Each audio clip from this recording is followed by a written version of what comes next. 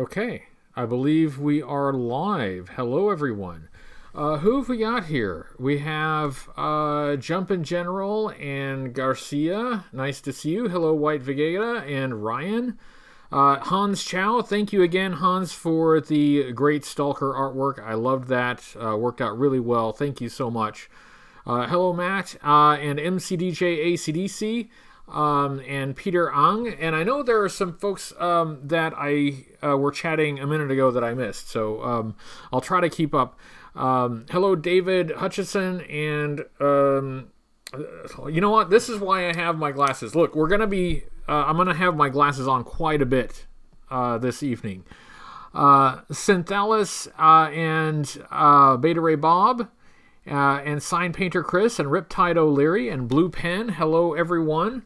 I'll give everyone a minute to get situated, to get in, get comfortable, have a slice of pie and a paper cup of punch. Everybody get comfortable. Hello, Daniel and Chad and James and Vincent and Beta Ray Bob. How do you do? So I have topics. Hello, Matt, and Cyclonus. How do you do? When I first was planning this live stream, I just didn't have any idea what to talk about. I was just gonna, respond to the live chat. But then I thought of stuff. To talk about. Hello, Wheels of Chaotic Doom. How do you do? From Sydney, Australia. Greetings, Sydney, Australia from the United States. Thank you for joining us. So I've got some housekeeping things. There's that Mike Hunt guy again. What a Mike Hunt that guy is. I've got some housekeeping stuff to talk about, just some plans for the channel, a little bit of the upcoming schedule. And then I have a couple... Hey, it's Rob Irizarry. Nice to see you, Rob. I have a couple things to discuss because I was doing some research for an upcoming review, and I had some books out for research purposes, and I thought, why not just talk about the books? I do have some books and some printed material that I use for research, I thought we would discuss that. So I pulled all of my print material, or most of my print material, down off the shelf so we can look at it and we can talk about some of the sources of information for G.I. Joe that you might be interested in if you would like to learn a bit more about the history and how the toys were made. Let's see. Hosted a watch party for whatever you're showing on the Hasbro Live G.I. Joe channel. Oh, yeah. Let's see. Hosted a watch party for whatever they are showing on the Hasbro Live G.I. Joe channel. That's an intriguing idea. That's actually a really intriguing idea. I'll consider that, Mr. SB Hughes 04. Thanks for the suggestion. That is one of the housekeeping items, though. It's related to one of the housekeeping items I want to discuss. Hello, Brian. Yes, Brian, I'm trying to put out some more stuff here. I'm going gangbusters. Hello, Victor. How do you do? And Zathras, nice to see you. And Yo Joe. Yo Joe says, hello, United States from Texas. Hello, Texas from the United States. Thank you for joining the Union and sticking with us. I appreciate that. I am trying to put out more content. I had been doing an assembly video on Mondays, but I didn't really have anything for this Monday, so there's a little bit less this week than there has been. But I've got a ton of classified stuff to do on Fridays. I'm trying to do more short videos because I kind of like those as reference. Not full reviews, but just kind of a quick reference, and they're easy to do, so I can do more of them. So that's kind of fun. Then we're working on, regular videos, regular reviews too. So, hey, it's Sparkster. Hello, Sparkster. And Sean Beckett, how do you do?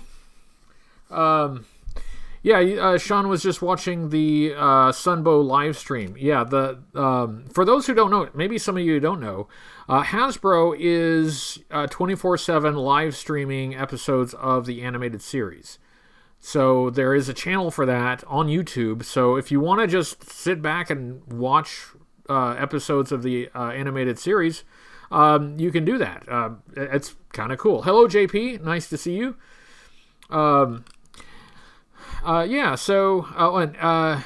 Ismail Hart. Hello, is from Argentina. Hello, Argentina from the United States. Thank you very much for joining us. Hello, Simon. I did want to say, just to clarify a couple things, because of the work that I need to do on upcoming videos and with the short amount of time there is left in the year, I don't think I will do a Q&A video this year, but I am going to do an extra long live stream for New Year's Eve. I'm going to stay online until 1 a.m. here, so you will ring in the new year with me.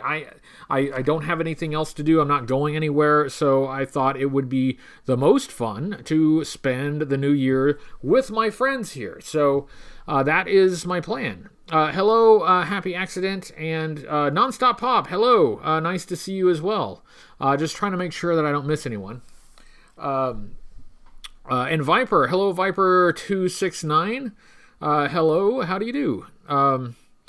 For those of you who also have as little of a life as I do, and have nothing else going on for New Year's Eve, just join me. We'll just hang out. We might watch something. Might have a guest. We'll just chill out for New Year's Eve. And I know that I won't be online for the passage of the New Year for every time zone, but I'll stick it out through. Let's see, I'm in the U.S. Central Time Zone, so I'll stick it out for the Mountain Time Zone. But I'm afraid I'm not going to make it to midnight on the Pacific. I'll be dead by then. I'm going to be so exhausted. Who else we got? Drums and all that good jazz. How do you do? I'm glad I'm back too. Thank you so much. I wanted to first say that I don't think I have the time and the wherewithal to do a Q&A this year, but there will be an extra hello, Burgess Meredith. There will be an extra long live stream on New Year's Eve, and I have the first review of 2022 completely shot. It's filmed. It's in the can. It's not completely edited yet, but it is shot. I've done all the video for it. It is a large vehicle, as it usually is for the start of the year, and I'm reasonably happy with it. I've been working on fixing some quality issues on the show, some issues with like shots being out of focus and audio volume levels going up and down. I've been trying to fix those things, and I think I did a much better job in the first January review, so hopefully you will notice an increase in quality. I think I did better in the Tripwire review than I have in other recent video reviews. But it's still not perfect. I still noticed a few shots out of focus. Oh, hello, and thank you for the super chat, Erdio21. What gimmick irritates you the most? Spring-loaded guns, push-button sounds, or kicking action? That's a good question, and I think I will go with the kicking action because those action features on figures would often interfere with articulation and just like normal free play with the toy, and it kind of locked you into a specific play pattern which the kid may not want to do. But as with like the push button sounds, you could always just forget about that. Even the ones that had the backpacks attached, you can unscrew those and take those off at least. If you didn't like the spring-loaded weapons, then you could just ignore those and just use regular accessories. But those action move gimmicks, that a lot of the Ninja Force figures had, those would often interfere with play in ways that you couldn't ignore. So that's probably my answer to that question. Interesting question. Thank you for asking. I will also comment that as is tradition, the first review of the year will hit on the second Sunday of January, not the first Sunday. Oh, and Matt Rubin sends a super chat. Thank you so much, Matt. It says, if I saw correctly, both What's on Joe Mind and HCC are doing live streams Saturday night. Is there going to be a timing conflict? I checked with Mike Irizarry, and I don't think there will be a timing conflict. But if there is, then I will work that out because I don't want to overlap What's on Joe Mind. If they've changed their plans, then I will adjust my plans. Because, well, I'm a fan of What's on Joe Mind, and I don't want to, I don't want to step on their territory is not the right word, but their time. I don't want to step on their time, and I would like as many people to watch their show as possible. So, I did discuss it with Mike, but I'll check with Mike. I'll double check with him and just to make sure that nothing has changed. So, good question, and I will double check. But at least as far as I'm aware right now, I don't think there will be a conflict. Good question, though. Excellent question. Hello, Bob's Dungeon. And Steve, how do you do? Merry Christmas and Happy New Year to you as well. And who else snuck in here? I think I've said hello to everyone. So I've got topics, and I've got to read for this show. Nonstop Pop says, I feel like action features usually aren't done right. Honestly, I think the only one I've seen them utilize well is the Superpowers line. Yeah, the Superpowers line actually is pretty well known for action features and pretty well loved for those. Where the action feature didn't impact the posability. Yes, that's I think that they were trying to replicate that with Ninja Force, but with Ninja Force, it did often interfere with posability. Hey, it's Comic Tropes. Speaking of big fans, I'm a big fan of Comic Tropes. Is there a figure that is the most common, one you see for sale more often than any other? I haven't kept up with online sales as much as I used to, but my answer for that was usually Cross Country version 1. For some reason, I would see Cross Country version 1 everywhere, and I don't know if that's so much the case now, but it seemed like there were more Cross Country figures than there were Havocs, and Cross Country was only available with the Havoc. So, I mean, how can there be more cross-country figures than Havocs? And yet I would just see them everywhere. Like in every lot, there'd be a cross-country.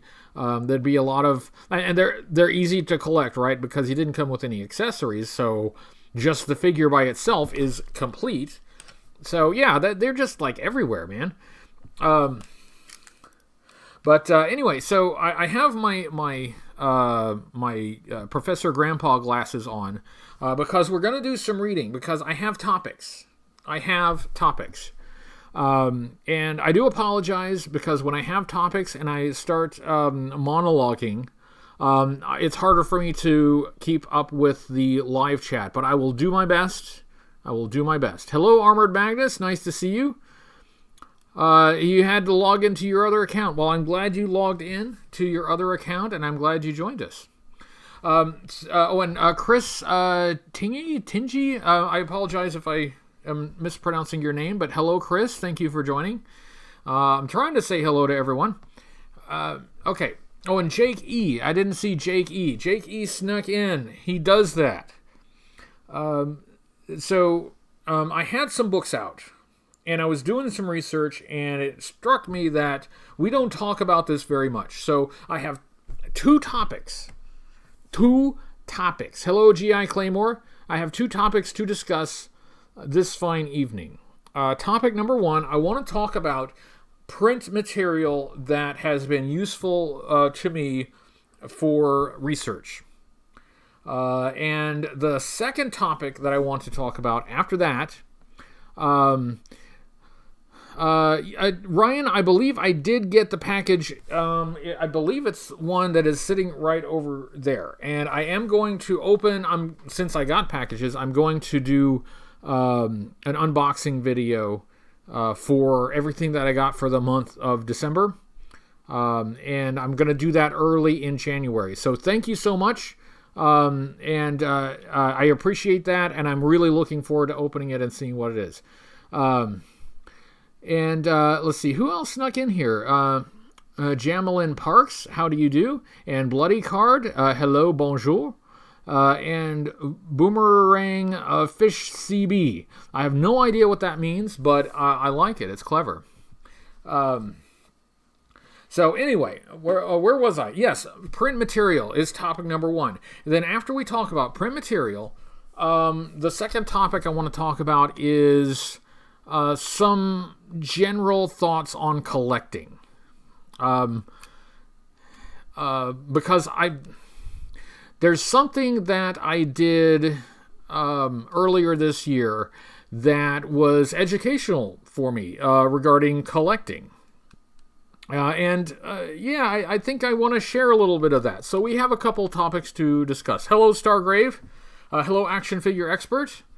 I'm doing pretty well right now. Thank you.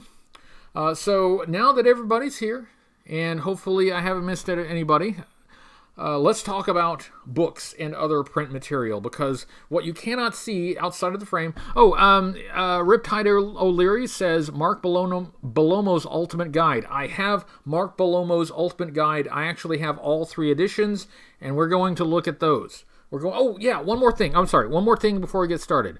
I just remembered. It has been suggested in here that I do a live review. And I thought that was a really good idea, but I hadn't quite figured out how to do that, but I think I have an idea for how to do that. And, so I'm going to, I'm going to work on that idea, and I think one of the early reviews for 2022 is going to be live, or at least it'll be recorded live, and I'll do like an edited version of it after the fact, so that the final review is in the usual format. But I think I've figured out how to actually do the review live. So hello, JLS Comics, another great YouTube channel, JLS Comics. Thanks for joining. The Backwood Boys Garage. Hello, nice to see you. Do you think you do a review on the declassified Cobra Commander figure? I think you mean the classified Cobra Commander figure, and yes, I do want to. In fact, I want to look at the Snake Supreme Cobra Commander, which is like right there behind this camera, so you can't see it. It's right there, and I do want to do that. I want to look at the 2 different versions and compare them.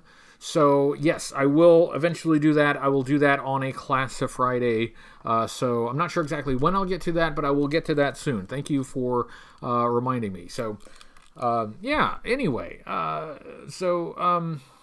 let's talk about print material, which is why I have my peepers on here. Let's talk about print material. So here is a book that is somewhat related to G.I. Joe. And it is, the title of it is, This Is Your War. I don't know if you can read that. I'm trying to hold it up to the camera. This is by Ernie Pyle.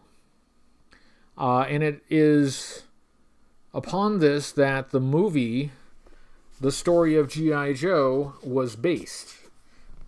So, just as a piece of history, I wanted to get the Ernie Pyle book because that is an important milestone in G.I. Joe's history. It's very influential in the history.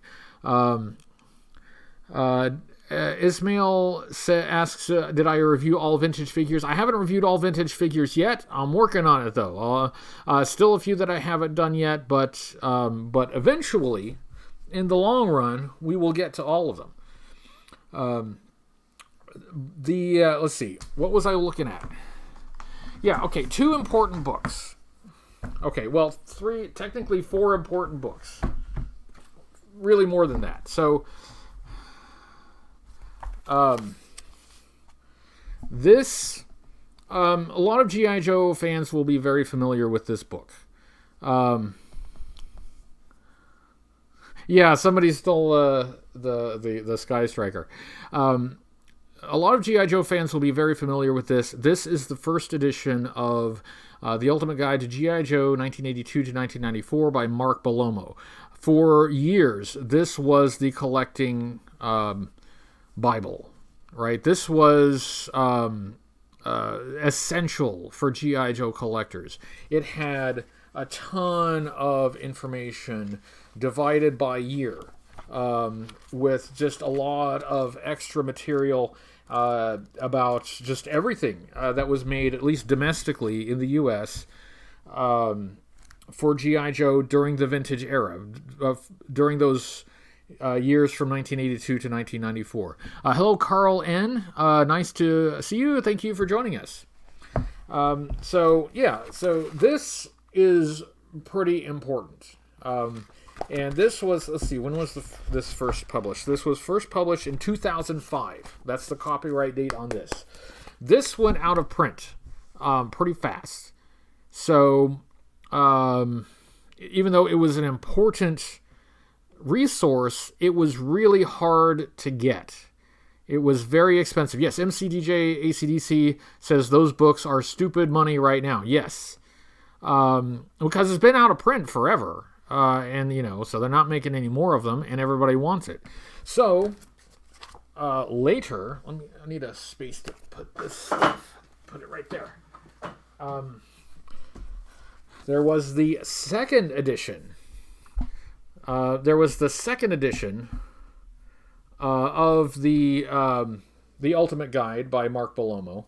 And this was updated. It was updated with some new photos and some new information, correcting a couple of mistakes in the first edition. So this was an excellent update.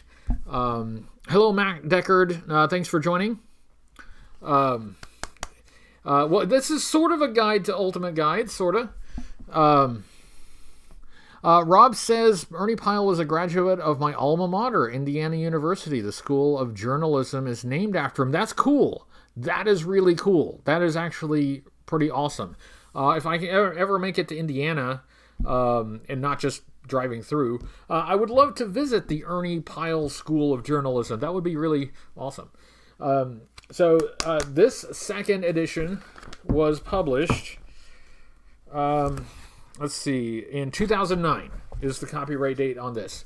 And there are some videos on YouTube that include some coverage of the creation of this edition.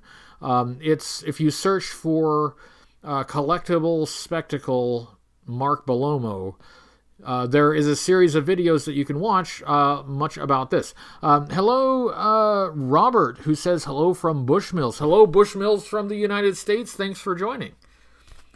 So, second edition, but this also went out of print. And these also got expensive. So, hello, Killer Weezer. Hey, nice to see you. Nice to see you. And the Killer Weezer got to chat with Mark. That's really cool. I have chatted with Mark Bellomo a little bit online, but I've never had the chance to meet him in person, which I would really like to do. Rob points out the photography is vastly improved in the third edition. Yes, we're getting to the third edition. But the second edition also went out of print and was, again, really hard to find. And then in... what year was this? This was 2000, I want to say 2018.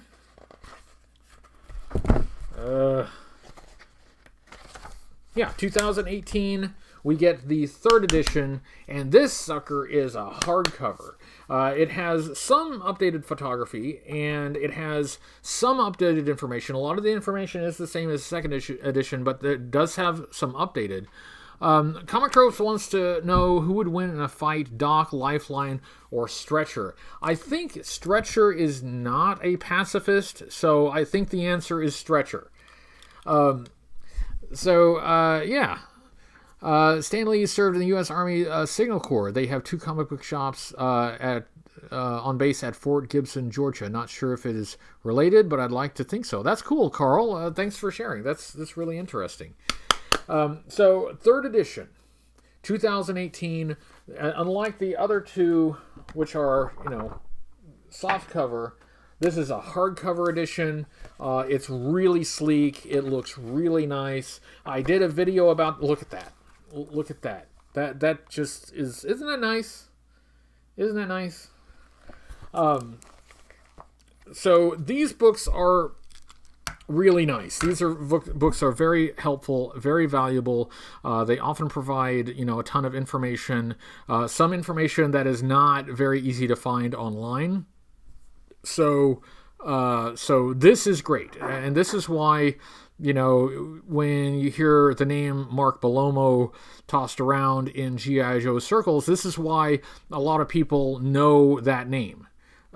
So for print material for G.I. Joe collectors, these 3 editions of the Ultimate Guide are invaluable.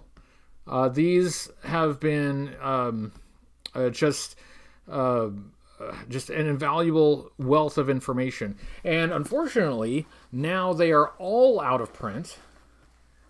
So now even the 3rd edition is getting kind of pricey.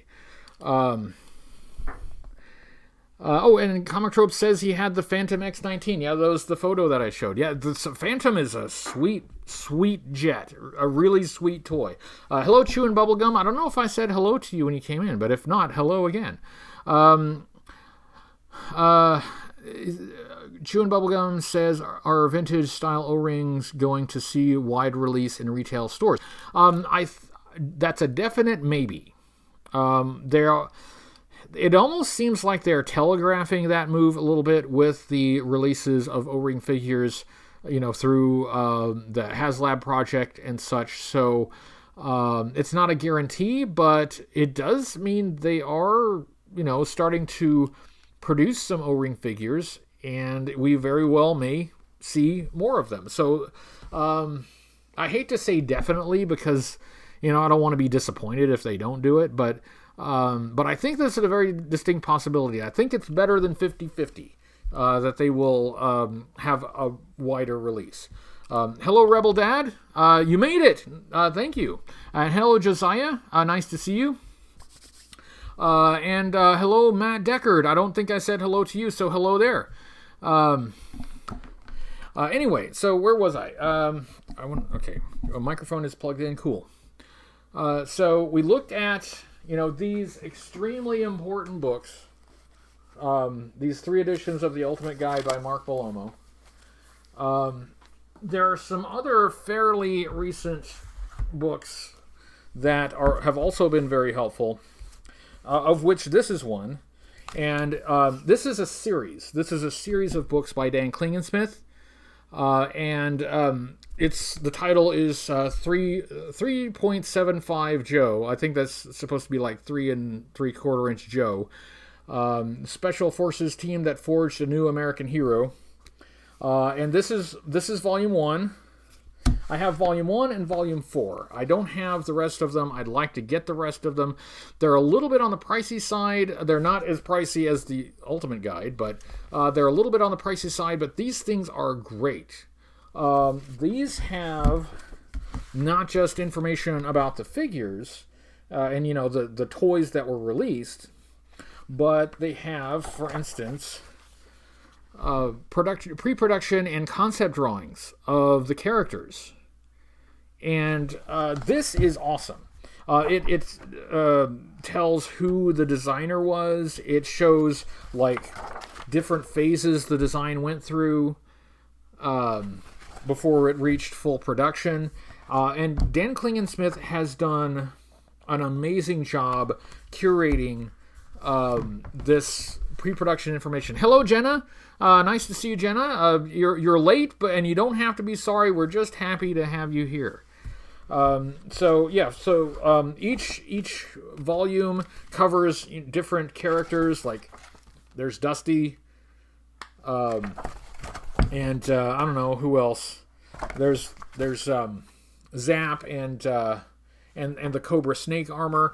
So these are great, and if you can get your hands on these, and I think you can still order these from, let's see, what's the website? I think the website is creatinggijoe.com. Google Dan Klingensmith and you will find it. If you can get your hands on these for the pre-production stuff, for the concept artwork, and for information about the designers, these are great. These are great. I love these. I want to get more. I will eventually get more. Right now I just have a couple volumes, but super helpful, super awesome. I do want to touch on something that is important to the history of G.I. Joe collecting. They are not maybe as useful as they used to be, but still an important part of the history of G.I. Joe fandom. Thank you, Paul McGill. Thank you very much, and thank you for joining us. That would be these. This is these. Well, I've got the volume 1, and I've got the collected 2 volumes here. But this is the first one that came out. And this is the official collector's guide to collecting and completing your G.I. Joe figures and accessories by James DeSimone. That's quite a mouthful. That's a long title. But James DeSimone is an important figure in the history of G.I. Joe fandom. He organized a lot of the early G.I. Joe conventions. He was a super collector back before that was really a thing. And he was one of the authorities on G.I. Joe toys in the 90s, and I think going back to the 80s as well. Oh, Killer Weezer sends a super chat. It says, if they do bring back 3.7 O-ring figures, do you think they will make the colors the same or better, and maybe you make holsters for guns and knives in the mold? That's a good question. The answer, I'm guessing. Again, I have no insider information. I am just guessing, but I do think they would probably update the colors. I say that just because they are updating the colors on most of the O-ring figures they are releasing with the HasLab Sky Striker. So they're doing a Night Force Ripcord. They're doing a Pilot Scarlet. So updating the colors, I think, is a pretty easy update. And so if they do release O-ring figures, I think they will likely do that. As far as adding holsters, I would love to see holsters. As a kid, even playing with the vintage figures, I kind of wished more of them had holsters. I just don't know if the tooling on that would be too expensive. That's the thing that I would like for them to do, but I think it's less likely than them updating the colors. I do think the colors will likely be updated. So this book, it's a thin book, and basically all it is pictures, and it's just basically it's got a list here, kind of an index. But it's basically just a list, more or less an order list of, the figures and the years they were released and the accessories that they came with. There's virtually no additional information other than that. But in the days before the internet was prominent, this was extremely helpful. In like the infancy of yojo.com, you had to rely on something like this just to make sure that you got the right accessories with your figures. So some modern collectors have like this is the 2-volume collected edition, 2 volumes collected in one book, and it has some of the later figures. The first one I think only goes up. I think this one just goes to 92, if I'm right. I think so. 91. 91, 91, 91, 92. Yeah. So, yeah, the index just goes to 1992. This one has the rest, including, let's see, well, there's 93. And, oh,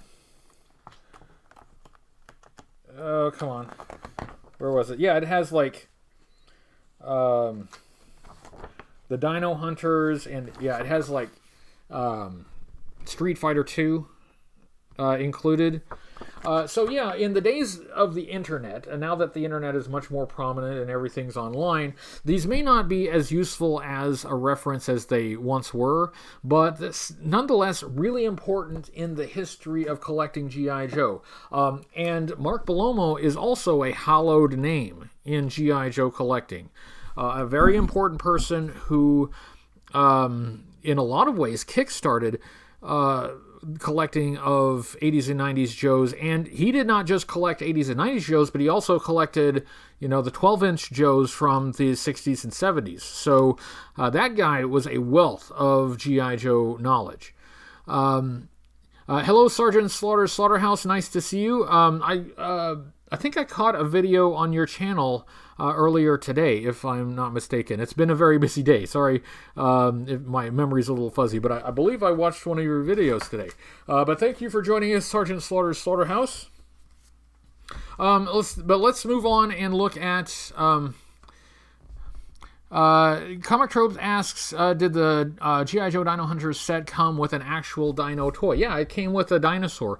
It's a really crappy plastic dinosaur, a very non-intimidating dinosaur, but it did come with a dinosaur.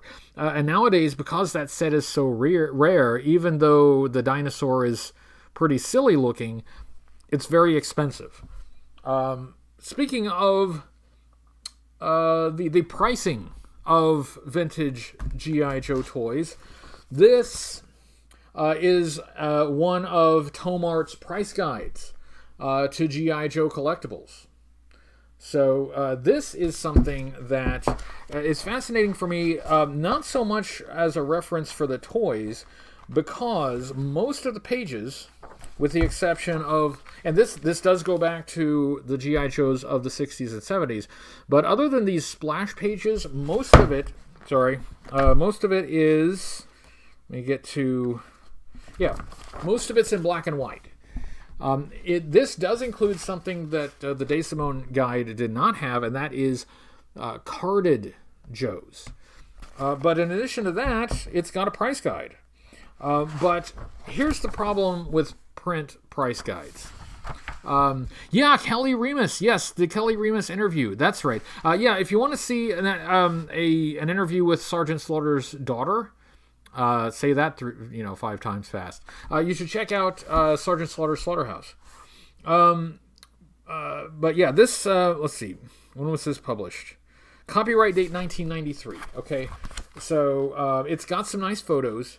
But the problem with print price guides is the prices will be outdated almost as soon as it's printed. And that is something, by the way, that is true even of the Bellomo guide,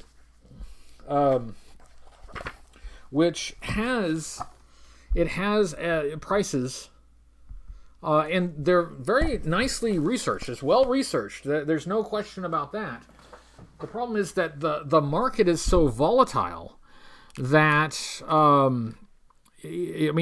like doing a print price guide, you cannot rely on it. If you just can't rely on a print price guide. A print price guide is a snapshot of prices at that time, but you will need to do your own research on prices to update that if you want to know what to reasonably pay. Comic Trope says, like your vlogging channel for your second channel, visiting stuff on your road trip. Yes, I did take a road trip. You'd ever consider a road trip vlog where you stop at vintage toy stores? Absolutely, I would. That is something that I would love to do. So let me find an example here. Here. The Cobra Missile Command Headquarters, the Sears exclusive, the cardboard playset. Let me find it. Yes, according to this, in 1993, a boxed example right there was $200. $200. Hello, Eric Gullinger. Nice to see you. Hey, it's What's on Joe Mind. Hello. You missed the singing cats. We had the singing cats earlier.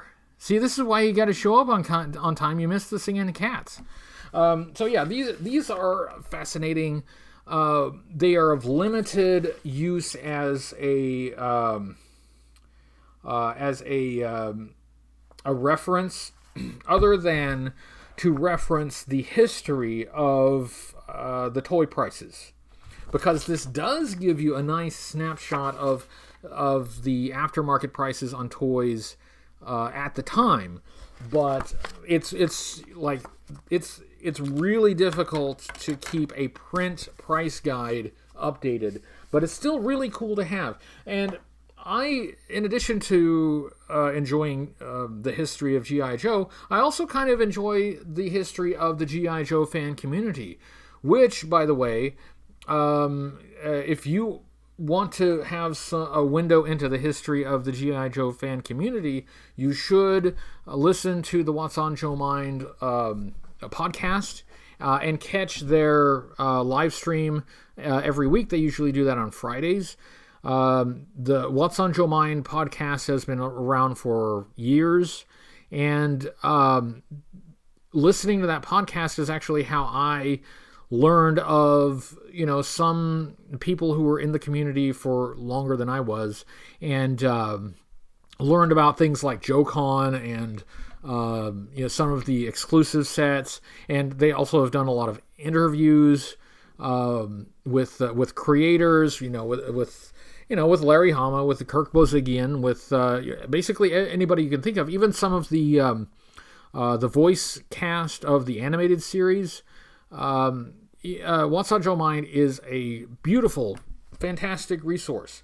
I have now plugged the damn show, and they should have a T-shirt that says "Plugged the damn show." I would wear the T-shirt plugging the damn show, to plug the damn show. There's hello Cujo. Well, there's another one. Cujo, who is on the team and has been for its history for G.I. Joeberg. The primary What's on Joe Man says we'll be back live on January 1st. Cool. But G.I. Joeberg, also really great guys. Love them. Most of that team is out of South Africa. I did have a chance to meet them in Chattanooga, Tennessee for JoeCon. The South African squad and Cujo actually went to JoeCon one year, and that was really cool. So really awesome to meet them. But yeah, these little bits of history of not just G.I. Joe, but also a history of the fan community is really fascinating to me. Comic Tropes says, has G.I. Joe toy line ever had any scandals? Well, sort of. Actually, I don't want to go too into that because one of them, it's not a super scandal, but it's going to be a partial subject of a future upcoming review. Never heard of any issues like credit plagiarism and so on behind the scenes. Nothing like that I'm aware of. Am I naive or was it a pretty harmonious team? There is something that you can watch to get an insider's perspective on that, and it just happened to be on the top of my pile here. This is Codename Blastoff.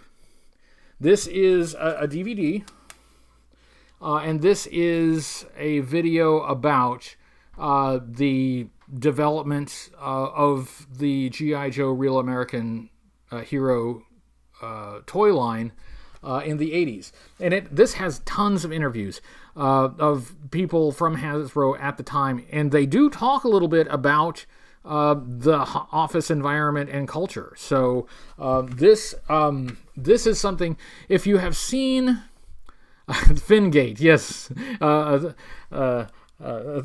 you, Jeff, Nonstop Pop, yes, Fingate. It rattled the G.I. Joe world in 1986. This was made by Tristan Rudat, who is the son of Ron Rudat. And if you have seen the Toys That Made Us episode on G.I. Joe, that's a really good episode. I like that a lot. This is like a much more in-depth version of that. This has all of that information, but a lot more. So yeah, this is, I've watched this a few times now. I need to go back and watch it again. It's been a little while since I have, but it's really nicely done. Well done, Tristan. Yeah, this is a really cool thing. And that kind of could answer your question. Where can I find it? I think they have a Facebook page, that I ordered this from, if I'm not mistaken. I'll try to find the link for that. But this is really awesome, and an insider's perspective on the creation of G.I. Joe. Let's see.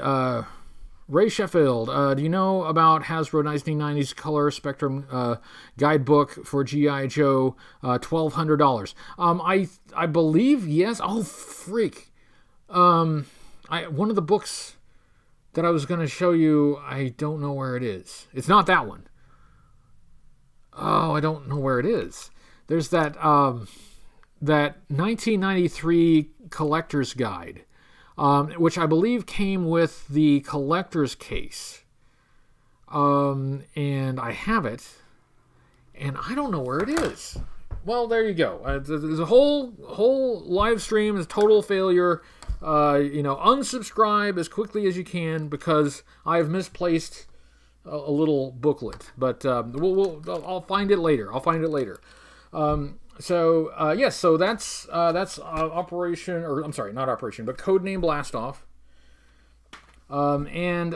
Let's see. Comic Tropes, Chris from Comic Tropes sent this to me. This is another extremely valuable resource. This is Larry Hama, Conversations, edited by Christopher Irving. And this is a collection of interviews with Larry Hama. And he talks about a lot of things, but he also talks about G.I. Joe in here. And I used this book today to get some information. So this is really cool. Larry Hama, he doesn't do as many interviews lately. Thank you, Comic Tropes. Thank you. Oh, and David Sharp, I don't think I saw you come in, but hello, David. Thanks for joining. And LO1BO2, welcome. I don't think I saw you come in here either, but welcome. Thanks for joining. And Chris Gatliff, how do you do? This is a collection of interviews by Larry Hama, and this is amazingly helpful.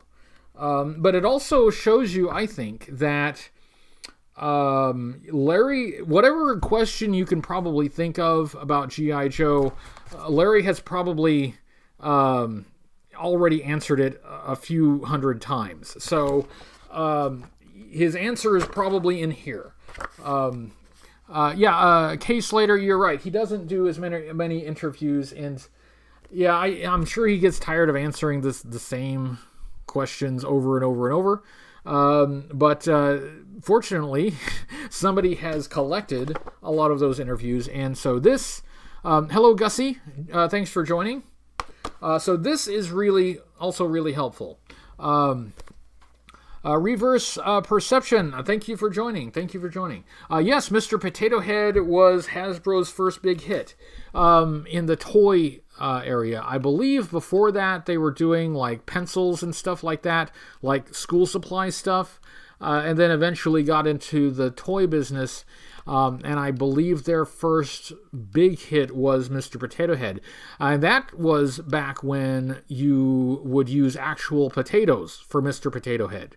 It wasn't the plastic potato body. It was a bunch of like pieces for the face and arms and whatever that you would poke into actual potatoes. That was Mr. Potato Head. And thank you, Cameron Johnson. Thank you very much. Hello, Gray Fox. I don't remember if I said hello to you, but hello. The house that Spuds built. Yeah. Hey, it's Peg Warmers. Another great YouTube channel is Peg Warmers.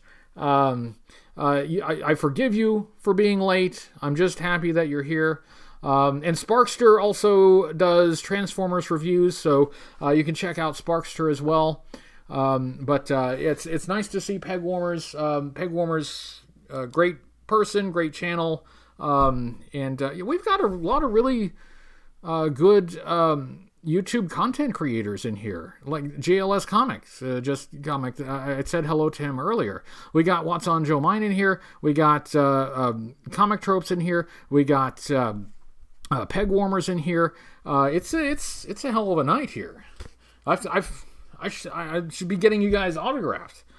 But anyway, thank you, Comic Tropes, for that. That was very nice. We are not done. I have more print material to show you. And then after that, I have some comments about collecting in general. Some comments about collecting. Hang on, just bear with me. But another thing that is helpful from the publisher of this Tomart's price guide, there are Tomart's magazine, and these cover all kinds of toys, not just G.I. Joe, but they also cover G.I. Joe, and you know these were published when the line was still going on. So this is news, and like, check this out. This is about this story right here is about the real people who had their likenesses sculpted as G.I. Joe figures. So you've got the figure next to the actual person. So that is like really, really cool. Yeah, so this is awesome. These turn out to be really helpful. There are a lot of volumes, and so it may take a while to find specifically what you're looking for because it had a long publication history. But these actually turn out to be really helpful. Let's see. One of these has a story about the 1994 G.I. Joe convention. I think it's this one, actually. With some photos from the convention. Maybe it's not this one. But it does have the 30th anniversary special merchandise there. So these are really cool. These are super helpful to get just specific little tidbits of information that were reported at the time and are not always easy to find online. We think that everything is on the internet, but not everything is on the internet. Hello, Rob Vargas, or Rob Vegas, I'm sorry. Hello, Rob Vegas. Wow, I really can't read without these. Hello, Rob Vegas. Thank you for joining. I don't think I said hello to you, but thank you for being here. So that's really helpful. In addition to that, speaking of sort of magazines, at JoeCon, if you went to the G.I. Joe Declassified booth, you could pick up these annual Joe Declassified reports, and these have just lots of things. It has, like this one covers Sigma 6. I mean, where are you going to find a lot of information about G.I. Joe Sigma 6? It's an almost forgotten line for G.I. Joe. But some people are interested in it, and this is a great resource for it. So it's got... it's got a collector spotlight. This one is covering Roger Taft. That's cool. And let's see. I think this one has, if I'm not mistaken, some unreleased... look at this. This is a whole article on G.I. Joe Extreme. This is Again, G.I. Joe Extreme, not a well-remembered series for G.I. Joe, but for those who are interested and remember and collect it, it can be hard to find information about it, but here is a whole article about that. This also is the issue that memorializes Gary Head, who was a prominent person in the collecting community and did a lot to help find and curate some of the pre-production stuff. Gary, this June 24th, 1979 to February 7th, 2015. I never had the chance to meet Gary in person. I had talked to him a little bit online, and my plan was to connect with him at JoeCon that year. And just, talk to him, hang out with him. I don't know, maybe do an interview with him if he would be willing to do that. My YouTube channel was pretty young at the time. But I never had a chance to meet him, and he passed away before I had a chance to. So these are really cool if you can get your hands on them. The way to get these was to go to JoeCon and get them at the declassified booth. What else have I got? 3D Joes, 3djoes.com, Carson Metaxas. He did these really nice foil-covered, reflective-covered books that are a collection of the G.I. Joe artwork. So you get close-ups of a lot of the carded figures and the vehicle box art, a nice high resolution. And for for a reference to the box art, this is great because some of this stuff is a little bit hard to find online. Fortunately, if you go to 3djoes.com, you can find nice scans of these, but it's really nice to have in printed form. And you can look up really close at it and get some details from this that you might not get, from a scan. It's just a beautiful thing to flip through. There were more volumes than this. I do not have all of them. Quick story about that. I intended to get the entire set at JoeCon, but I had a hard time getting back to Carson's booth because there was a panel that I wanted to hit. So I hit the panel, and then, as planned, I ran back to the booth to pick up a complete set of these, and the last one had just sold out. So that was disappointing.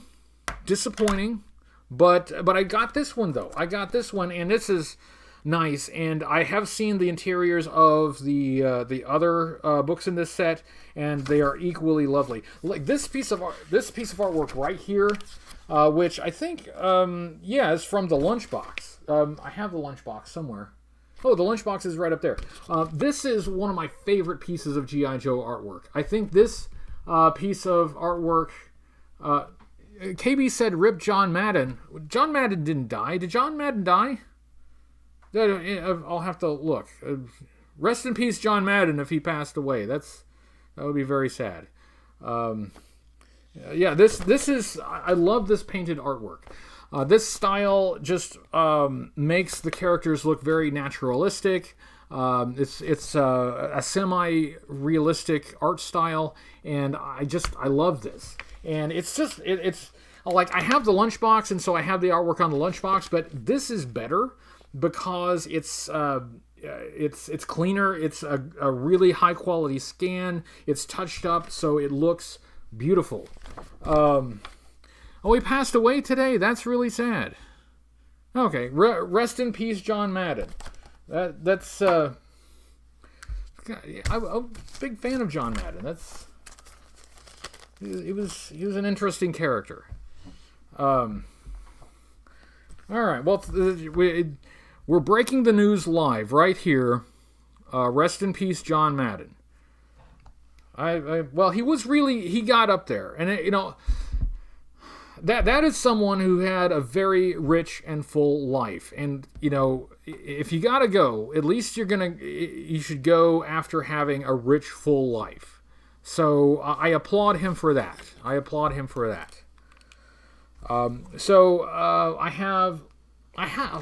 other printed material, but this is the last one that I actually pulled down. And this is another one that is very helpful, and it has multiple volumes, but again, I only have one. And this is Rank and File. This is a guide to 4-inch G.I. Joe action figures by James Kavanaugh Jr., another person of interest, person of note in the G.I. Joe fan and collecting community. I picked this up at JoeCon, one of the earlier JoeCons that I went to. This is a guide similar to the De Simone guide of the modern 25th anniversary style updated articulation and sculpting Joes, the 4-inch scale Joes. And this is something that is often overlooked online. I mean, Yojo has some of this. But this is an excellent printed guide for modern Joes. And I know a lot of fans out there love modern G.I. Joe. Well, if you like modern G.I. Joe, this is a great guide. And unfortunately, I was not able to pick up the other volumes, again, because I was not on the stick and I didn't get them before they sold out. But so that's all I've got to show you as far as G.I. Joe printed material for collecting and research. I'd like to get more. I know there's a lot more out there. I tried to make sure that I got like the most important stuff that would be useful to me as a reviewer.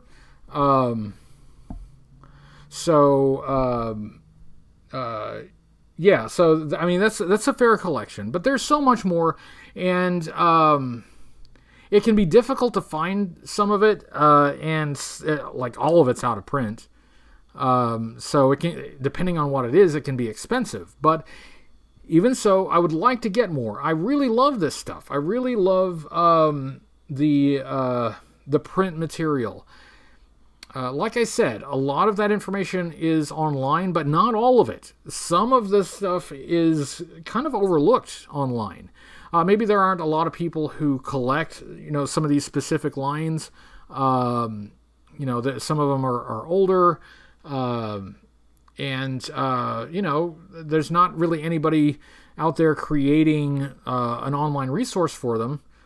So it's nice to find print resources that has a lot of information, especially if it's contemporary, like the Tomart's magazines that were contemporary at the time.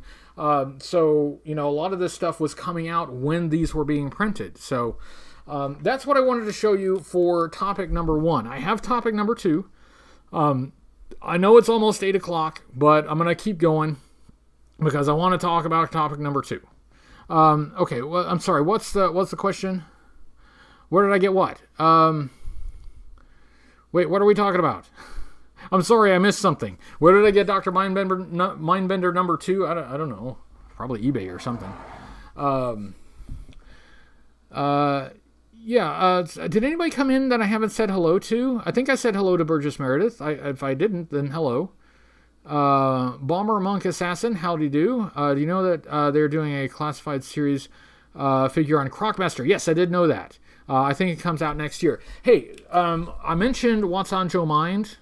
What's on Joe Mind had the secret super special Deep Throat leak of upcoming classified figures. And so far, the figures that they leaked that are coming out have turned out to be correct. So if you want an inside, well, not, I wouldn't say inside, but how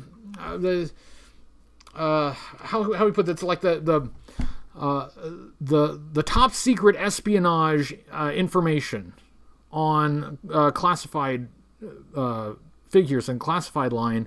What's on Joe Mind is a great source for that, a great source for a lot of things. but a great source for that as well.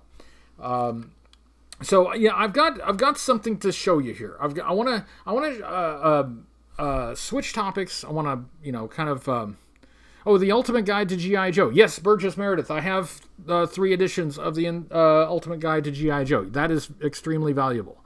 But let's switch footing a little bit. I've got one other topic I would like to discuss. And I would like to talk about collecting in general. And there are... We all collect for our own reasons, and there are a lot of good reasons to collect, and really not very many bad reasons to collect. I think the only way you could have like a bad reason or mode of collecting is if it somehow, harmed other collectors or did some kind of damage to the collecting community. That kind of stuff would be kind of crappy. I can think of a couple examples, but I don't want to call anybody out on it. But there's a small sliver of collecting that is kind of antagonistic to the rest of the collecting community. So don't do that. That's a bad way to collect. But there are many, many, many good and valid reasons to collect, and methods of collecting, and goals for collecting. So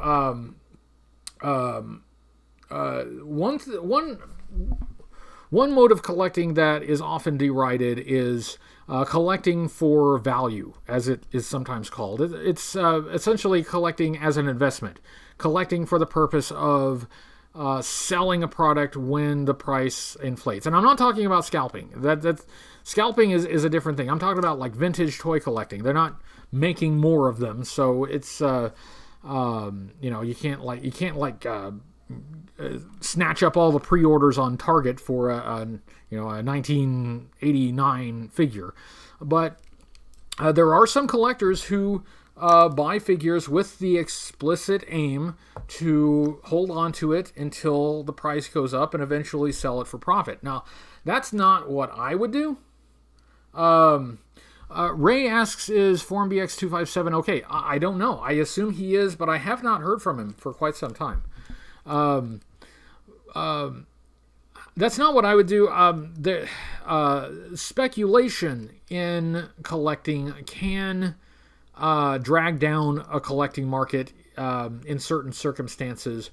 And that's not why I would collect. But it's not always a bad thing, because somebody who collects for that reason is collecting with the intent of returning those items to the market, which eventually will give other collectors an opportunity to pick up those toys. They're not going to languish in somebody's collection forever and ever. Somebody will eventually get to buy those things and to have them in their own collection. But the reason the whole thing works, right? The reason vintage toys appreciate in value is because somebody out there is collecting not for the purpose of investment, but because they love it, right? They are collecting. Hello, EVGMZ. I don't think I said hello to you. Hello, and thank you for joining. And that's really at the core of it. In order for a collecting market to be sustainable, there has to be somebody out there collecting because they actually want it. Essentially, there has to be some love at the core of it. And I think that's absolutely there in the G.I. Joe collecting circles. And for a lot of others, like Star Wars, most definitely, a lot of the smaller lines like Mask, there's a lot of love there, a lot of nostalgia, people getting toys that they once had as kids, or getting toys that they always wanted to have as kids but didn't have a chance to. So now that they are adults, they try to pick up those things. But the reason these things become more valuable is because there's love. There is love at the center of it. And I would like to contrast that with something else. Hello, Russian person. I have no idea what you said, but welcome. You're probably spamming my live chat, but it helps the algorithm, so I don't mind. So let me contrast that. And let me show you something that I picked up a few months ago. Two things that I picked up a few months ago that are, I think, perfect examples of a collecting community where there is, at its core, I think, very little love and a lot of attempted collecting for investment. A lot of speculation. Okay, here's the examples, and this is going to blow you away. All right, this is, let's see, this is a Beanie Baby Princess Bear. This is that stupid one that they did for the death of Princess Diana, and this is one of the early. This is a third generation tag, but this is one of the first wave of Beanie Babies. This is, what is this called again? Cubby. Okay, so these are Beanie Babies. Now, don't worry, I'm not going to be collecting Beanie Babies. I got these for a purpose, okay? I got these because I was curious about something, and so I had a point, okay? And I'm going to share that with you now. These are both authenticated by the authenticating service that does that, right? And because I got curious about something, because I do a lot of antiquing. Like, I go around in antique shops and things like that, and I see a lot of Beanie Babies, and I was curious about it because I was very well aware that, first of all, in the 90s there was the Beanie Baby craze. There were conventions, there were websites dedicated to buying and selling them. They made up a lot of early eBay. Like, when eBay was in its infancy, a large percentage of the items sold on eBay were Beanie Babies. And I became very curious.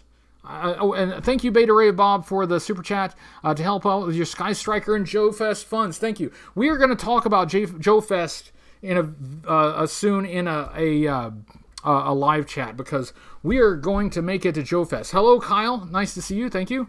So I picked up a couple of vintage price guides. I got these because much the way that this is a snapshot of the prices of G.I. Joe stuff at the time this was printed, so are these. And I wanted to look these up and do a little bit of research because, for example, everything that you see in here, all of these prices here, these are greatly inflated from what is printed here. The value on every single item in this book, from cover to cover, has increased because people get this stuff not just for investment, but because they want it, because they love it, right? People got these. Maybe at the beginning people got them because they really liked them. There may have been some kids that really liked these, but very quickly these became not something that people collected because they liked them, not collected out of love, but collected because there was a belief that they would continually skyrocket in value, which is not possible. The inflation on these stupid things was not sustainable. And, as everyone should have expected, the bottom absolutely fell through. The bottom fell out of that market. Yes, the divorce case, Chad. Yeah, that's the kind of thing I'm talking about. Yes, like, it was like there was a news story about, like, this divorcing couple having to divide up their Beanie Baby collection. It's absurd, but I was curious. So I did some research on my own. I got a couple for an example, and I joined a couple Facebook groups devoted to Beanie Babies because I was curious. Because now that the bottom has dropped out of the market, there are some that are still valuable, not very many. Most of them are virtually worthless because they made millions of them. I mean, they're plentiful. Even a lot of the variations there are millions of them. But I thought maybe now, decades down the road, there is perhaps a core collecting community that collects because they love it, right? That maybe that's what's left. All the people who were speculating about it, all the people who bought truckloads of them because they thought that was their retirement fund, they're all gone. So maybe what's left are the people who actually care. But I'll tell you what I found in those Facebook groups. It's still mostly the speculators, the people who are active. There are a few there that are collecting for the purpose of collecting because they like them. But almost every post in those Facebook groups are about asking how much something's worth. What can I sell this for? Where can I sell it? Is anybody buying this? Is anybody, what's this going for now? And by the way, usually the answer is it's not going for very much. Beanie Babies, outside of like the first 3 generations of hang tags and a few others here and there, some variations, most of them are not worth anything. The McDonald's ones, remember the ones that came in the McDonald's Happy Meals? There were literally hundreds of millions of those made. They're never going to be worth anything, ever.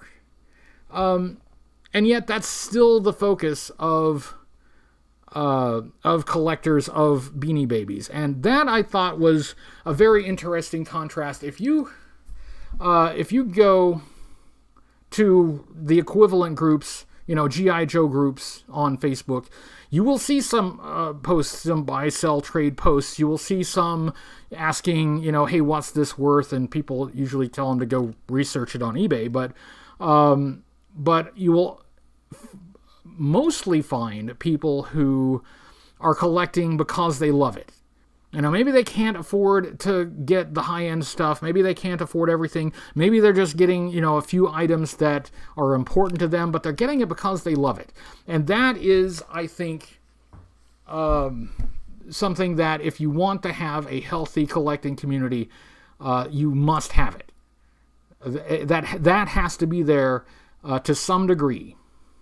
And even the people who collect for value, even the people who collect for, for investment, they need that core. They need that core of people who just legitimately want to have those toys, or that doesn't work. Eventually, the speculators catch on to the fact that, there's a lot more of this stuff out there than there are people who want it. So the value will fall through the floor.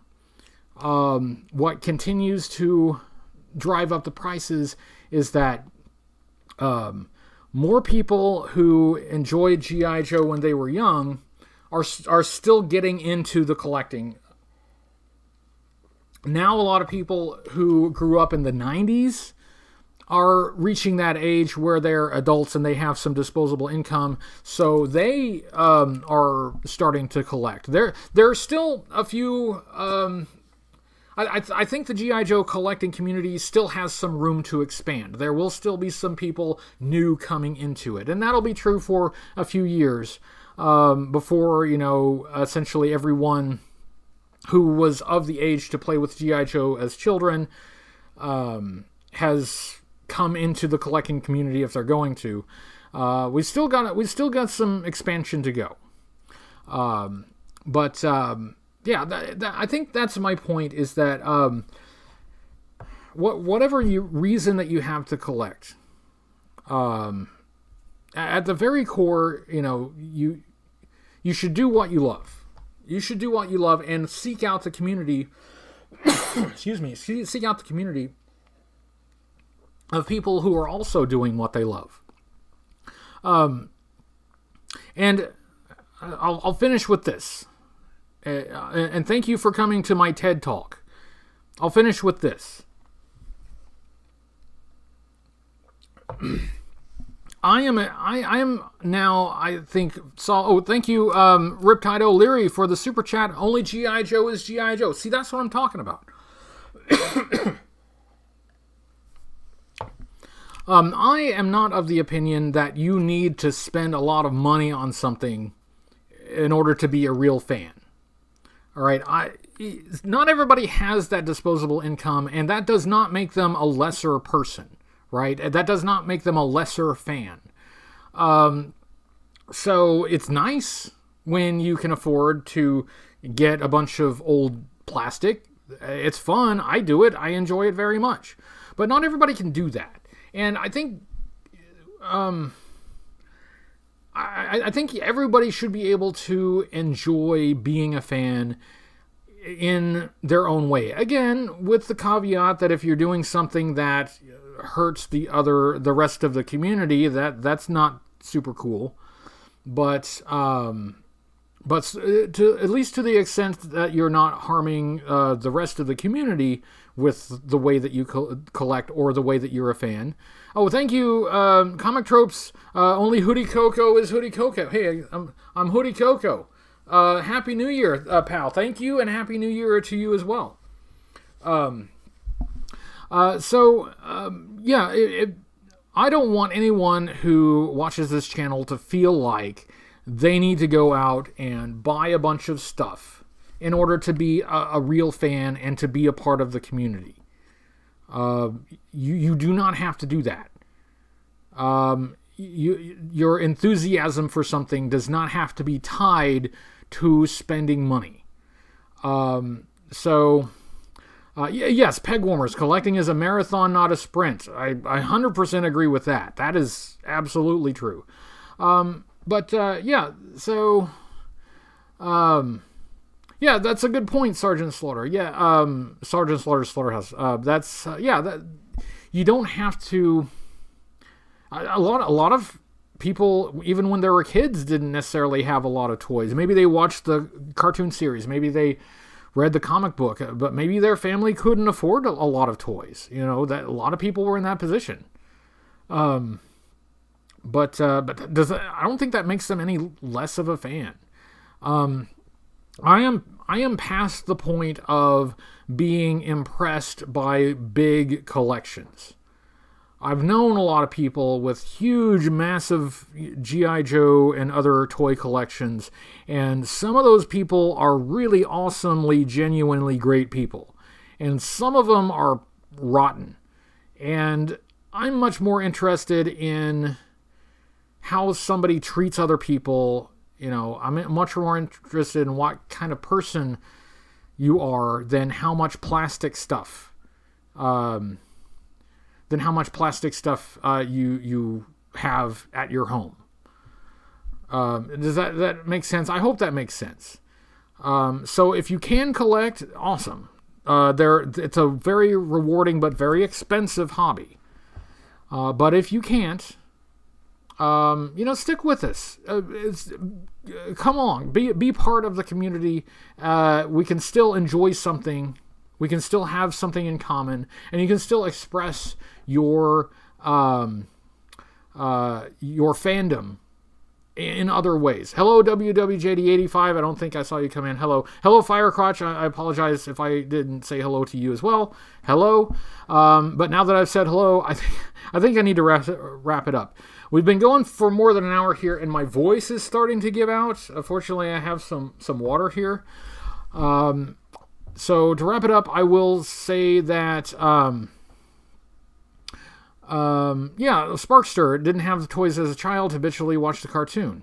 Well, good, thank you. That's great. Hello. Oh, and thank you, Chad Kimmel, for the super chat. The last vintage figure I bought wasn't vintage when I bought it, of course. I was here for the good company. Happy New Year to everyone. That's what I want to wrap up on. I want to remind everybody that I will be doing a New Year's live stream. I will be. When did I say would start? I'm starting at some point on New Year's Eve, and I will be going until 1 o'clock my time, So that will be midnight in the U.S. Mountain Time Zone. I cannot go later than that because I will pass out. But I don't have any other plans. There are no parties that I'm going to. So, a lot of you guys are going to have other things to do, and that's cool. But some of you won't. And maybe some of you might even be a little bit lonely on New Year's Eve. Well, just join us here. Just tune in, and we will ring in the new year together. So that will be our countdown to 2020. So that is coming up on, what is that? Friday is New Year's Eve. So it's coming up on New Year's Eve. Please join us for that. I've really got to wrap it up here because my voice is giving out. But thank you, everyone, for watching. It's been a lot of fun. I've really enjoyed the discussion. I enjoyed going through all these books and things that have been on my shelf forever. I'd love to get more of them. But yeah, thank you for chatting. Thank you for talking. And I think I'm going to say goodnight. So good night, everyone. And I will see you for New Year's Eve. Bye-bye. Bye, everyone.